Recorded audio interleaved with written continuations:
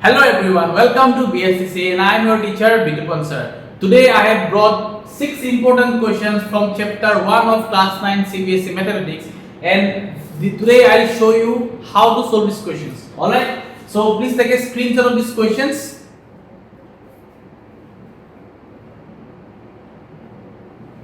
Alright, so now I will going to show how to solve these questions one by one. So let me erase the board and keep question number 1 only. I also have the questions in my hand, so I'll be solving the questions.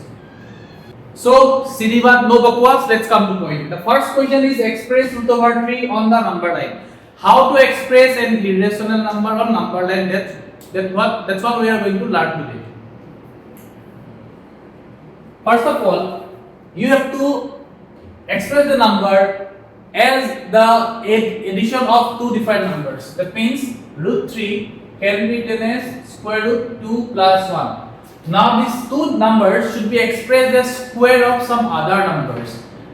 So 2 can be written as the square of root 2, whereas 1 can be written as square of 1. Alright. Now between these two numbers, one of them you have to consider as the perpendicular line and another as base, because it looks like the Pythagoras theorem where root over 3 is the hypotenuse and these two lines, these two numbers are respectively perpendicular at base. Now you can consider this one as perpendicular, this one as base, or this one as perpendicular and this one as base. But which one will be easy to use? तो ऐसा है कि जो number को तुम scale के help लेके draw कर सकते हो उसको हमेशा परपेंडिकुलर लाइन मान लेना.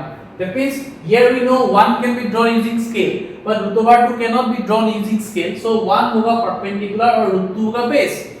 Base लेकिन हम लोग जानते हैं कि root over 2 को भी स्केल लेके ड्रॉ नहीं कर सकते हैं. तो at first we have to learn how to draw root over 2 on a number line, then only we can go for root over 3. So उसके लिए रूट ओवर 2 को साइड में हम लोग स्प्लिट कर लेते हैं सेम तरीके से जो यहाँ पे हम लोगों ने किया था. 2 can be taken as 1 plus 1 and the next step इन दोनों को किसी के स्क्वायर के तरीके से दिखाना होगा. तो 1 का स्क्वायर 1 होता है, ये 1 को भी मैं 1 का स्क्वायर लिख सकता हूँ. दैट मींस यहाँ पे या तो ये वाला 1 परपेंडिकुलर होगा नहीं तो ये होगा बेस एंड वाइस वर्सा. तो फर्स्ट रूट ओवर 2 को ड्रॉ करते हैं. एक नंबर लाइन ड्रॉ कर लो यूजिंग योर स्केल. ये होगा नंबर लाइन. मान लेते हैं यहाँ पे 0 है, यहाँ पे 1 है, यहाँ पे 2 है. You have to take equal gaps between them, remember that. And मैं तो यहाँ हाथ से ड्रॉ कर रहा हूँ, लेकिन तुम लोग को स्केल एंड पेंसिल यूज करना होगा. नाउ 0 से लेके 1 तक होता है 1 सेंटीमीटर. तो मेरे लिए ये 1 हो गया 1 सेंटीमीटर बेस. ठीक है, मैं और एक कलर यूज कर रहा हूँ दिखाने के लिए कि ये हो गया मेरे लिए बेस. तो यहाँ से लेके यहाँ तक मेरा हो गया base. Then I have to draw another line for 1 centimetre which will be the perpendicular line.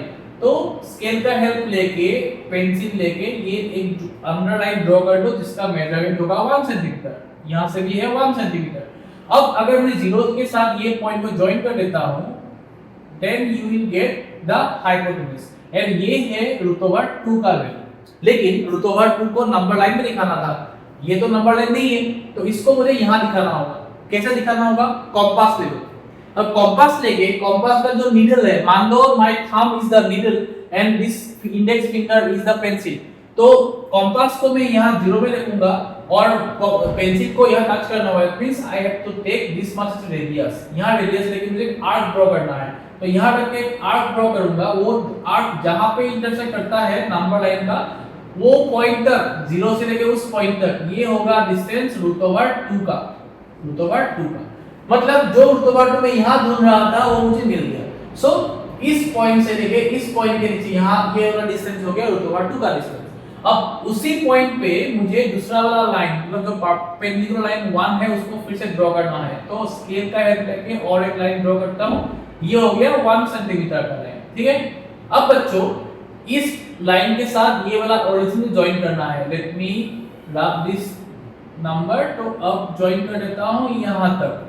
तो ये जो अभी हाइपोटेनस बन गया ये है रूट ओवर 3. लेकिन वंस अगेन रूट ओवर 3 को तो मुझे नंबर लाइन में दिखाना था. तो मुझे क्या करना होगा? फिर से वही टेक्निक. कॉम्पास ले लो, कॉम्पास को 0 में रखो और पेंसिल का जो रेडियस है मतलब उसको एक मेजर करो कितना होता है. फिर कॉम्पास को 0 में रख के एक आर्क ड्रॉ करो. वो आर्क तुम देखना 1 और 2 के बीच में यहीं कहीं होगा, मतलब 2 के बिल्कुल पास होगा लेकिन थ्रू क्रॉस नहीं होगा, ये बात याद रखना। तो अभी इस 0 से लेके उस पॉइंट तक जहां तक इंटरसेक्ट किया उस पॉइंट तक ये डिस्टेंस हो गया √3। तो ये है √3 का कंस्ट्रक्शन। इसमें स्टेप्स ऑफ कंस्ट्रक्शन लिखने का जरूरत नहीं है, लेकिन हाँ ये वाला पार्ट, ये सब पार्ट लिखना जरूरी है। This will be for 3 marks at most, और sometimes come for 2 marks also, लेकिन मोस्टली 3 मार्क्स के लिए आता है। तो ये हो गया first question. I hope you understand. Now हम लोग जाएंगे नेक्स्ट क्वेश्चन में। इस क्वेश्चन को मुझे अभी रैशनलाइज करना है, ये रैशनलाइज से क्वेश्चन था। तो फर्स्ट ऑफ ऑल मैं as you know last video में दिखाया था कि यही नंबर को मुझे मल्टीप्लाई करना होगा with opposite sign. So √48 plus √18 will be multiplied with √48 minus √18, and इसी नंबर को मुझे मल्टीप्लाई करना होगा न्यूमरेटर के साथ। तो 4√3 plus 5√2 will be multiplied with √48 minus √18। ठीक है बच्चों, तो अब जाके मुझे मल्टीप्लाई करना है। तो एज यू नो यहाँ पे ये जो नीचे वाला टर्म है it looks like a plus b into a minus b which is a square minus b square। तो √48 का स्क्वायर लिखना होगा माइनस b का स्क्वायर, मतलब √18 का स्क्वायर लिखना होगा। At the same time numerator को मुझे सिंपलीफाई करना होगा यूजिंग डिस्ट्रीब्यूटिव रूल, मतलब 4√3 के साथ ये दोनों मल्टीप्लाई होगा एंड 5√2 के साथ ये दोनों मल्टीप्लाई होगा। तो 4√3 से मैं मल्टीप्लाई करने वाला हूं उन दोनों को, √48 minus √18 and 5√2 will multiply the other two numbers which is √48 minus √18। all right, now let us simplify the square of √48। if you have seen the last video of mine, you must have remembered कि square root 14 का square होगा only 48, right? and whereas √18 का square होगा only 18। now if you multiply these two numbers then यहाँ पे देखो 48 को मैं फैक्टराइज कर सकता हूँ, right? अगर मैं 48 को साइड में देखता हूँ रफ फॉर्म में फैक्टराइज करके, तो मुझे मिलेगा पहले 16, फिर मुझे मिलेगा 8, फिर मुझे मिलेगा 4, फिर मुझे मिलेगा 2। तो यहाँ देखो √48 को मैं लिख सकता हूँ, अगर स्क्वायर मतलब स्क्वायर रूट में लिखाना है 2 × 2⁴। As you know number pair up होता है, राइट? तो यहाँ पे देखो एक पेयर, यहाँ पे एक पेयर हो गया, हर पेयर से एक नंबर बाहर आता है, इससे 2 आया, इससे 2 आया और ये 3 अंदर रहेगा, मतलब 2 × 2 = 4 और अंदर में रहेगा √3। तो √48 को मैं लिख सकता हूँ 4√3। तो यहाँ पे 4√3 के साथ मल्टीप्लाई हो रहा है √48, लेकिन √48 के जगह में लिखूंगा मैं 4√3। तो 4√3 माइनस फिर से 4√3 मल्टीप्लाई होगा किसके साथ? √18 के साथ, लेकिन √18 को भी मैं और भी फैक्टराइज कर सकता हूँ। ये हो गया 9, ये हो गया 3, ये हो गया 1। अब देखो यहाँ पे 3 पेयर हो गया, इस पेयर से 3 लेके आते हैं और ये 2 अंदर रह गया, मतलब 3√2 होगा। तो इसका मतलब 4√3 के साथ मल्टीप्लाई होगा 3√2 प्लस 5√2 से इन दोनों को मल्टीप्लाई करना होगा। तो 5√2 से मैं मल्टीप्लाई करने वाला हूँ √48, पर √48 का आंसर निकाला था पहले ही 4√3, इसको लिख लेते हैं माइनस 5√2 से भी मल्टीप्लाई होगा √18 और √18 का वैल्यू था 3√2। तो जो x का नंबर है थोड़ा इसको इरेज कर देते हैं ताकि थोड़ा साफ लगे बोर्ड देखने में। Now let us further simplify them. 48 minus 18 is 30। इन दोनों को मल्टीप्लाई करते हैं, देखो 4 और 4 मल्टीप्लाई करने से होता है 16, √3 into √3 मल्टीप्लाई करने से होता है 3। तो 3 और ये हो गया 16, 16 into 3 हो गया 48। फिर से बोल रहा हूँ 4 का स्क्वायर ये हो गया 16, √3 into 3 is 3, 3 into 16 is 48, तो ये हो गया 48 माइनस इनको मल्टीप्लाई करते हैं 4 3 are 12 और √3 into √2 मल्टीप्लाई करने से होगा √6, बिकॉज़ स्क्वायर रूट या इरेशनल नंबर मल्टीप्लाई कर सकते हैं हम लोग, प्लस माइनस नहीं कर सकते। नाउ यहाँ पे 5 और 4 हो गया 20, √2 into √3 is √6 माइनस यहाँ पे देखो 5 और 3 मल्टीप्लाई होने से होता है 15 and √2 into √2 is 2, 15 into 2 is 30, तो यहाँ पे मिल गया 30। नेक्स्ट है, ये जो 48 है और ये जो 30 है, आई can subtract them, right? 48 and 30 subtract करने से होता है 18। देन दिस टू नंबर्स दोनों में देखो √6 है, if they are like terms then I can subtract और ऐड देम। तो यहां √6 और √6 दोनों में है, तो आई कैन ऐड देम और subtract them. Now between them 20 is bigger, and because there is one subtraction sign, so I have to subtract. Remember the rule. So 20 and 12 subtract करने से होता है 8√6, but since 20 was bigger, so this जो sign था plus, वो plus sign आएगा और नीचे में हो गया 30। Now at the last step, इन दोनों नंबर में से कुछ कॉमन आ सकता है कि वो ढूंढना होगा। तो यहाँ पे देखो 2 में कॉमन ला सकता हूँ, 4 भी कॉमन ला सकता हूँ, लेकिन सॉरी 2 कॉमन आएगा यहाँ पे maximum number, my mistake sorry. तो यहाँ पे हो गया 9 और ये पे हो गया 4√6 और नीचे में है 30। नाउ इस 2 से ये 30 कैंसिल जाएगा तो बन गया 50। सो बच्चों द फाइनल आंसर इज 9 + 4√6 / 50। यहाँ पे ऐसा लग सकता है कि 9 और 15 को भी कैंसिल करेंगे, लेकिन कैंसिल मत करना, बिकॉज कैंसिल तभी होता है अगर नंबर तुम कॉमन लेके बाहर डालोगे। अगर कोई नंबर प्लस या माइनस होता है तो डायरेक्ट कैंसिल नहीं कर सकते हो, प्लीज रिमेंबर दैट रूल। तो ये हो गया second answer. I hope you have taken the screenshot, या वीडियो को पॉज करके फिर से एक बार देख लेना, समझ में आ जाएगा। Let us move to the third question. क्योंकि मुझे ए और बी का आंसर निकालना है, I should not touch the right hand side, I have to solve the left hand side, and at last I have to compare their positions to get the answers. तो यहां पे पहले मैं left hand side को कर लेता हूं, या तुम लोग साइमल्टेनियसली दोनों साइड लिख सकते हो, मैं वही करने वाला हूं। तो मैं यहां पे लिखूंगा पहले लेफ्ट हैंड साइड का रेशनलाइजेशन निकालूंगा, मतलब 7 + 4√3 मल्टीप्लाई करेंगे 7 - 4√3 के साथ। एट द सेम टाइम 5 + 2√3 भी मल्टीप्लाई होगा इसी नंबर के साथ जो एक्स्ट्रा है 7 - 4√3, एंड यहां पे हो गया a - b√3। इसको टच नहीं करने का, जो जैसा है वैसे रखो। नेक्स्ट, तो यहाँ पे बच्चों फिर से a + b * a - b मतलब a² - b² हो गया। तो 7 का स्क्वायर होता है 49 माइनस 4√3 का स्क्वायर। अभी तुम लोग साइन में भी कर सकते हो या मन में भी कर सकते हो, जो तुम लोगों को कन्वीनियंट लगे। 4 का स्क्वायर होता है 16, √3 * √3 हो गया 3, दोनों को मल्टीप्लाई करने से होता है 48, मतलब 4√3 का स्क्वायर होता है 48। देन ऊपर में मल्टीप्लाई करते हैं डिस्ट्रीब्यूटिव रूल यूज करके, तो 5 मल्टीप्लाई होगा 7 - 4√3 से, एंड 2√3 मल्टीप्लाई होगा 7 - 4√3 से, एंड राइट हैंड साइड में a - b√3 रह गया।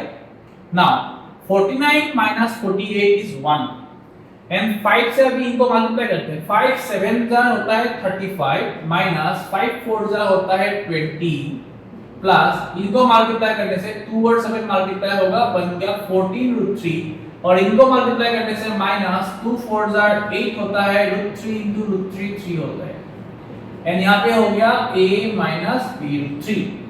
तो बच्चों एज यू नो, एक फ्रैक्शन में हम लोग डिनोमिनेटर में अगर 1 रहता है तो हम लोग 1 लिखते नहीं, right?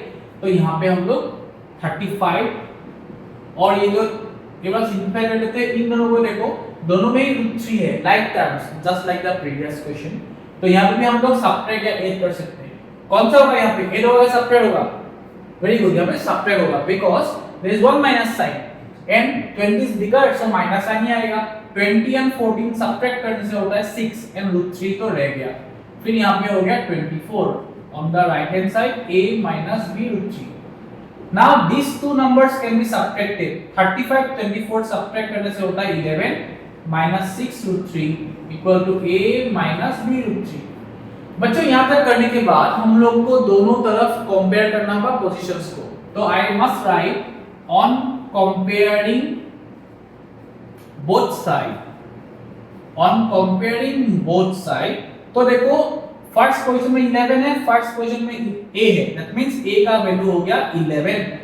At the same time यहाँ पे भी माइनस साइन, यहाँ पे भी माइनस साइन, सो इश्यूज नहीं है। यहाँ √3 है, यहाँ भी √3 है, खाली √3 के आगे में यहाँ b है, यहाँ 6 है, इसका मतलब b का वैल्यू क्या हो जाएगा? 6 हो जाएगा। So that's how you find the value of a and b if this kind of questions come. So I hope you have understood this video, this question as well. अगर समझ में आया तो स्क्रीनशॉट ले लो, नहीं तो वीडियो को pause कर लो। अभी आते हैं हम लोग नेक्स्ट क्वेश्चन में। और एक बात, अगर तुम लोगों ने लास्ट वीडियो देखा है तो kindly subscribe to this channel, इस वीडियो को लाइक और शेयर जरूर करना ताकि ये चैनल ग्रो होने में आसानी हो मेरे लिए, थोड़ा ये हेल्प तुम लोग से चाहिए मुझे। Okay, so let's move to question number 4। तो बच्चों यहाँ पे x तो दिया हुआ है, मुझे x² और 1/x² चाहिए। तो पहले मैं क्या काम करता हूँ, 1/x का वैल्यू निकाल लेता हूँ, ठीक है। तो अगर x का वैल्यू है 3 - 2√2, तो बच्चों जो 1/x होगा, ठीक है, जो 1/x होगा वो होगा उसका रेसिप्रोकल, राइट, x का रेसिप्रोकल। x का रेसिप्रोकल क्या हो जाएगा, 1/3 - 2√2 हो जाएगा, राइट। क्योंकि यहाँ पे एक इरेशनल नंबर है तो इसको मुझे रेशनलाइज करना होगा, तो 3 - 2√2 को मल्टीप्लाई करूंगा 3 + 2√2 से, और वही चीज मल्टीप्लाई होगा न्यूमरेटर के साथ, मतलब 1 से इंटू होगा 3 + 2√2। अब मैं सिंपलीफाई करूंगा, 3 का स्क्वायर हो गया 9 माइनस, क्योंकि ये a² minus b² identity use हो रहा है, एंड यहाँ पे हो जाएगा 2 का स्क्वायर 4 होता है और √2 का स्क्वायर 2 होता है, मतलब 4 और 2 मल्टीप्लाई करने से होता है 8, और ऊपर में 1 से मल्टीप्लाई हो रहा है, सो 3 + 2√2। 9 - 8 is 1 and 3 + 2√2, we don't write 1 in the fraction, correct, तो इसका आंसर हो गया 3 + 2√2, मतलब x² + 1/x² का आंसर ये हो जाएगा। अब मुझे सिंपली इसका आंसर निकालना है, तो देयरफॉर x² + 1/x² इसका आंसर निकालेंगे, ठीक है।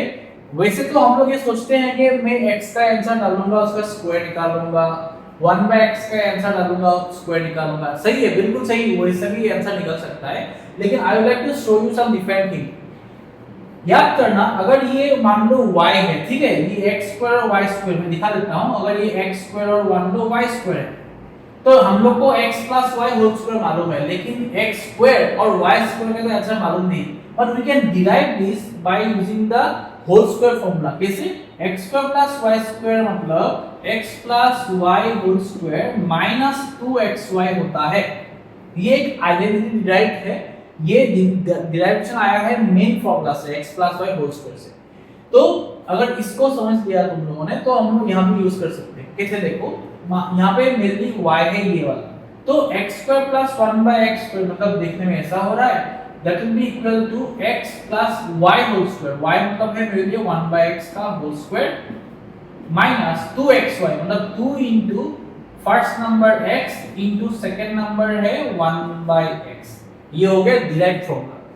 ये अगर तुम लोग याद रखोगे, कोई भी बड़ा नंबर्स वाला क्वेश्चन जहां पे बहुत लार्ज नंबर्स है, उसमें आसानी होगा, rather than just directly finding the square, ऐसे करने से थोड़ा आसान होगा। देखो कैसे, यहाँ पे x और एक x कैंसिल गया, x + 1/x, यहाँ पे तुम सिंपली ऐड करो, x का वैल्यू था 3 - 2√2 प्लस 1/x का वैल्यू है 3 + 2√2 होल स्क्वायर है, माइनस यहाँ पे तो कैंसिल गया, सिर्फ रहेगा 2। ना यू में थिंक के साथ ये क्या कर रहे हैं, यहाँ पे तो होल स्क्वायर निकालना होगा, नहीं निकालना होगा। देखो क्या होता है, यहाँ -2 प्लस 2 कैंसिल गया, बाकी रहा 3 and 3 सिंपली नंबर 6 का स्क्वायर -2, अब 6 का स्क्वायर तो कोई भी निकाल देगा, राइट। 6 का स्क्वायर कितना होता है 36 -2 कितना होता है 34, ये हो गया आंसर।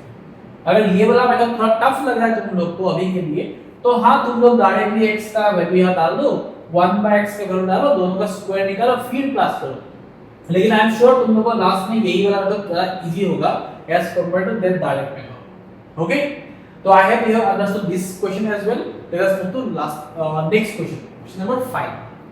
क्योंकि यहाँ प्रूविंग का क्वेश्चन है, तो मुझे यहाँ पे लेफ्ट हैंड साइड से स्टार्ट करना होगा, so let us right the left hand side first. एक बार फिर से लिख लेते हैं या डायरेक्टली कर देते हैं, चलो डायरेक्ट करते हैं। यहाँ पे देखो बच्चों x सेम है, मतलब बेस सेम है, अगर बेस सेम है और डिवाइड हो तो पावर क्या होता है, वेरी गुड, सबट्रैक्ट होता है। तो मुझे यहाँ पे लिखना होगा x to the power a - b, कैसे, x हो गया सेम बेस, और क्योंकि डिवाइड हो रहा है तो पावर तो माइनस होगा a - b, लेकिन उसके ऊपर भी होल पावर a + b था, तो मुझे वो नहीं भूलना चाहिए, मुझे यहाँ लिखना होगा a + b, then into similarly यहाँ देखो x है सेम, दोनों में बेस, मतलब और क्योंकि डिवाइड है तो पावर होगा सब्ट्रैक्ट, मतलब x to the power b minus c to the power है b plus c into same goes here x to the power c minus a और पावर होगा c प्लस a। याद रखना यहाँ प्रूफ करना है मुझे 1, तो मुझे 1 नहीं लिखना है यहाँ पे। Let's continue. तो यहाँ पे पावर ओवर पावर हमेशा क्या होता है, हमेशा मल्टीप्लाई होते हैं पावर्स। इसका मतलब a माइनस b और a प्लस b इनटू होगा। तो ये तो देखने में एक आइडेंटिटी लग रहा है, identity number 3, formula number 3, right. a minus b a plus b क्या होता है, a square minus b square. तो मैं लिखूंगा यहाँ पे x to the power a square minus b square into x to the power यहाँ पे भी same b square minus c square into x to the power यहाँ पे होगा c square minus a square. क्योंकि यहाँ पे तीनों नंबर मल्टीप्लाई हो रहा है and same base is multiply, तो अगर सेम बेस मल्टीप्लाई होगा तो पावर क्या होगा, प्लस होगा, करेक्ट। तो मुझे यहाँ पे एक ही x लिखना है और सब पावर को प्लस कर देना है, a square minus b square plus b square minus c square plus c square minus a square. तो बच्चों यहाँ पे देखो plus a square minus a square गया cancel, minus c square plus c square cancel गया, minus b square plus b square cancel गया, कुछ भी नहीं रहा, मतलब क्या रह गया, 0 रह गया। And anything to the power 0 is always equals to 1। इसका मतलब इसका आंसर क्या हो गया, 1। वही मुझे निकालना था राइट हैंड साइड में, तो equal to right hand side, hence proved. तो ऐसे करना होता है इस टाइप का क्वेश्चंस, ये भी बहुत इंपॉर्टेंट है। Late us move the last question, alright. एक स्क्रीनशॉट ले लो या तुम लोग इसको वीडियो पॉज करके एक बार ले सकते हो। चलो let us move to next and last question of this video. तो ऐसे क्वेश्चंस को करने का एक तरीका है, देखो हाँ, मुझे इनको एक और एक कांस्टेंट का इक्वल मानना होगा।